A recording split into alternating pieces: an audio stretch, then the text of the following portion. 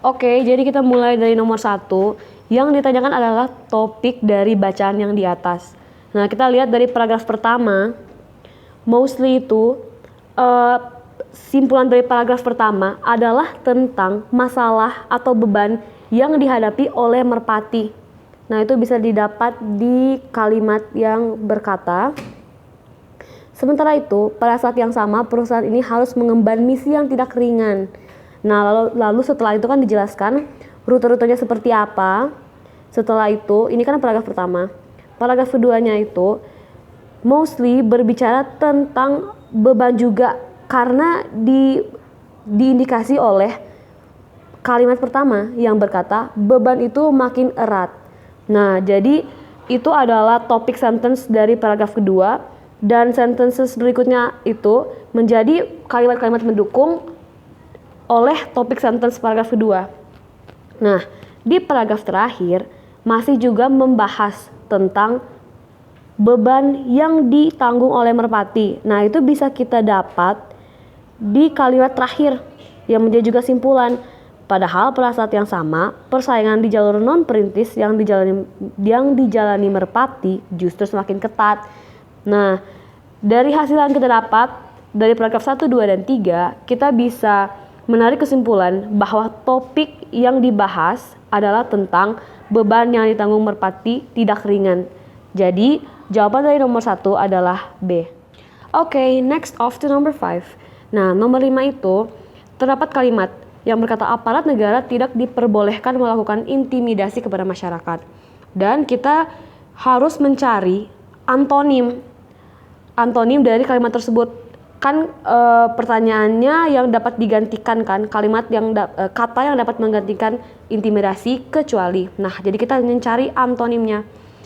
Dari KBBI, intimidasi itu artinya tindakan menakut-nakuti, terutama untuk memaksa orang atau pihak lain berbuat sesuatu, atau gertakan atau ancaman. Nah, dari arti yang diberikan oleh KBBI, kita bisa langsung mengeliminasi ancaman eliminasi, gertakan juga eliminasi, dan di sini ada memaksa orang, berarti paksaan juga dieliminasi karena mereka itu mempunyai arti yang sinonim dengan intimidasi. Nah, tersisa kekejaman dengan kesalahan. Kalau kekejaman sendiri, arti dari KBBI itu perihal yang kejam atau kebengisan.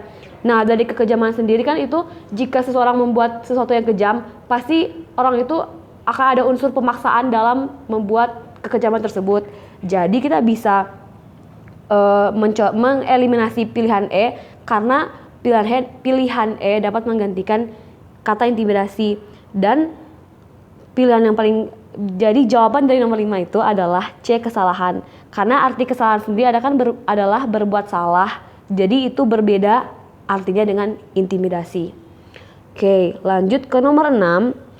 Simpulan yang dapat diambil dari paragraf di atas. Nah, jika kita baca dengan teliti, paragraf di atas ini tricky ya. Jadi dimulai dengan membahas tentang kunci untuk meraih sukses. Kunci untuk meraih sukses dan juga prinsip utama dalam dunia bisnis. Nah, setelah itu baru di akhir paragraf membahas tentang Giono, seorang pemuda yang berhasil merintis bisnis bibit sayuran. Nah, kita bisa lihat kalau simpulan itu biasanya terdapat di akhir paragraf. Dan kenapa di akhir paragraf? Karena juga bisa dilihat dari kalimat-kalimat yang di atas, kalau kunci untuk meraih sukses beserta prinsip utama dalam bisnis itu adalah hal yang diterapkan oleh Giono sendiri. Nah, itu terdapat di phrase ini, dengan bekal tekad itulah. Jadi dua hal yang sebelum kalimat ini itu semua it all refers to Giono. Maka dari itu, kenapa jawaban dari simpulan paragraf di atas adalah A. Giono, pemuda yang sukses dalam berwirausaha pembibitan sayuran. Next is number 8. Nah, nomor 8 ini kita ditanya the italicized word that on the fourth paragraph refers to. Nah, jadi Fourth paragraph it's here. Nah, yang ini that, dia kata that ini dia itu refer ke apa sih? Nah, kita bisa lihat kata that terdapat di kalimat pertama dari paragraf keempat.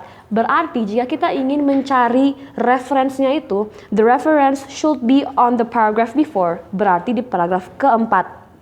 Oke, kita lihat. Paragraf keempat itu bahasnya tentang apa sih? The human brain cell bla bla bla bla complex. Berarti ini tentang how our brain operates. Nah, biasanya itu ini dikatakan it stick to what you know policy. Nah, setelah itu di kalimat terakhir ada yang berkata all our defense mechanisms. In a way, it's brain saying this is not how the world is meant to work. Nah, jadi it says here it dismiss the challenging new information. Berarti paragraf sebelumnya ini mostly itu tentang bagaimana respon dari otak kita jika kita mengalami unusual things atau hal yang berbeda dari apa yang kita biasanya alami. Nah, berarti dari kesimpulan yang kita tarik dari paragraf keempat, pilihan yang paling sesuai adalah D. The brain's defense mechanisms stating that the unusual things have to be dismissed. Nah, karena respon otak kita secara mekanikal termasuk kaku, jadi kata that di paragraf keempat itu refers to that. Bagaimana otak kita merespon. Jadi pilihan yang tepat untuk nomor 8 adalah D. Okay, so last but not the least adalah nomor 9. The both words exposure on the second paragraph are synonym to the word. Nah, kita lihat dulu arti dari exposure itu sendiri. Nah, exposure itu biasanya dipakai untuk menyatakan ide yang terekspos.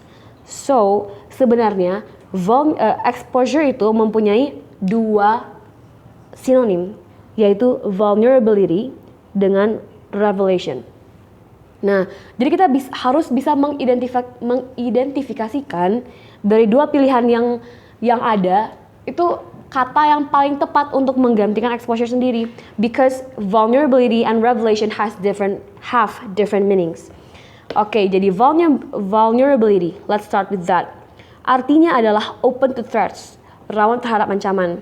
Sedangkan revelation artinya penyingkapan suatu ide.